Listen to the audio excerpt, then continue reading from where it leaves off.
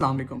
کیا آپ لوگوں نے کبھی غور کیا ہے کہ پاکستان کے اندر جماعت اسلامی اور تحریک لبیک پاکستان الیکشنز کے اندر ووٹ بہت لیتے ہیں، لیکن ان کی سیٹیں قومی اسمبلی کے اندر اور صوبائی اسمبلی کے اندر بہت کم ہوتی ہیں. فار ایگزامپل پاکستان کے اندر تحریک لبیک پاکستان نے 2018 کے الیکشنز کے اندر 22 لاکھ ووٹ حاصل کیے، لیکن انہیں سندھ اسمبلی کی صرف 3 سیٹیں ملی.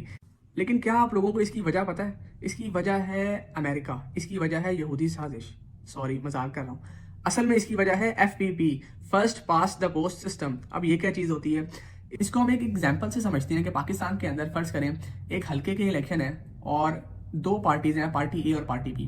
پارٹی اے کا کینڈیڈیٹ 51% ووٹ لیتا ہے اور پارٹی بی کا کینڈیڈیٹ 49% ووٹ لیتا ہے. تو کون قومی اسمبلی کے اندر جائے گا؟ پارٹی اے کا کینڈیڈیٹ ایم این اے بن کے قومی اسمبلی کے اندر جائے گا.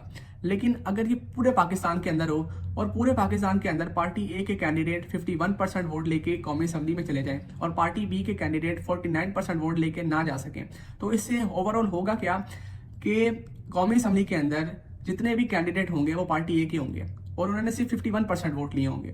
پارٹی بی کہے گی کہ ہم نے بھی تو 49% ووٹ لیے تھے، لیکن ہمارا کوئی ایک امیدوار بھی قومی اسمبلی کے اندر موجود نہیں ہے.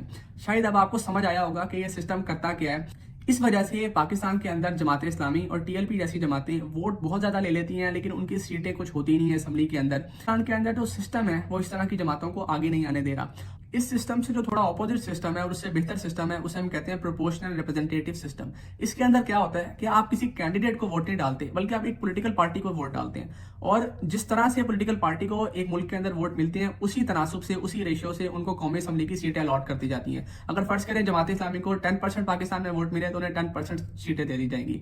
اسی طرح پی ٹی آئی کو اگر 50% ووٹ ملے تو انہیں 50% سیٹیں الاٹ کر دی جائیں گی قومی اسمبلی کی. اس سے کیا ہوتا ہے؟ اس سے یہ ہوتا ہے کہ ہر پولیٹیکل پارٹی کو ریپرزنٹیشن ملتی ہے قومی اسمبلی کے اندر.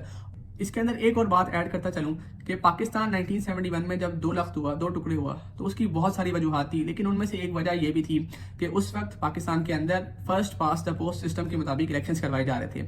اور ہمیں پتہ ہے کہ عوامی لیگ نے مشرقی پاکستان میں تمام سیٹیں جیت لی تھی، لیکن اس کا ہرگز یہ مطلب نہیں کہ عوامی لیگ نے مشرقی پاکستان کے ہر بندے سے ووٹ لیا تھا. وہاں پر اور پولیٹیکل پارٹیز بھی تھیں جنہوں نے وہاں سے ووٹ حاصل کیا، لیکن وہ اپنا کوئی امیدوار بھی منتخب نہیں کروا سکے، جس کی وجہ سے مجیب الرحمان بعد میں اتنا طاقتور ہو گیا کہ اس نے بعد میں الگ ملک کی ڈیمانڈ کی. اگر یہ سسٹم اس وقت موجود نہ ہوتا تو وہاں پر کچھ اور پولیٹیکل پارٹی جیسے جماعت اسلامی اور دوسری پولیٹیکل پارٹیز کچھ اپنے کینڈیڈیٹ منتخب کرواتی، جس کی وجہ سے شاید صورتحال تھوڑی ڈیفرنٹ ہوتی. کیا آپ کو لگتا ہے کہ پاکستان کے اندر پروپورشنل ریپرزنٹیٹیو سسٹم ہونا چاہیے؟ اس کو کمنٹس میں لکھ کے بتائیں، اور اگر آپ کو یہ ویڈیو اچھی لگی تو اسے لائک اینڈ شیئر ضرور کریں، اور خاص طور پر انہیں ان لوگوں کے ساتھ شیئر کریں کہ جن کا تعلق ٹی ایل پی یا جماعت اسلامی کے ساتھ ہے. Thank you.